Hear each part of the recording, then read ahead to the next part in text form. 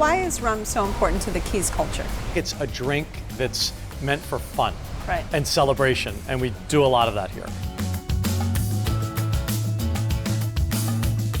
Paul Menta is not only a chef and restaurateur, he's also now a distiller, and he opened Key West's first legal rum distillery in 2013. In the distillery, we do everything by hand.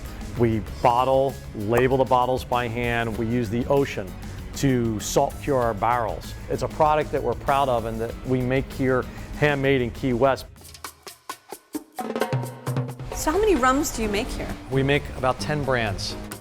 The nice thing about being the distiller is you kind of just, I wanted to sample this bottle anyway. Make sure that it's consistent. Yes, exactly. Consistency is key. Salud. Salud. Oh, that's beautiful. Thank you.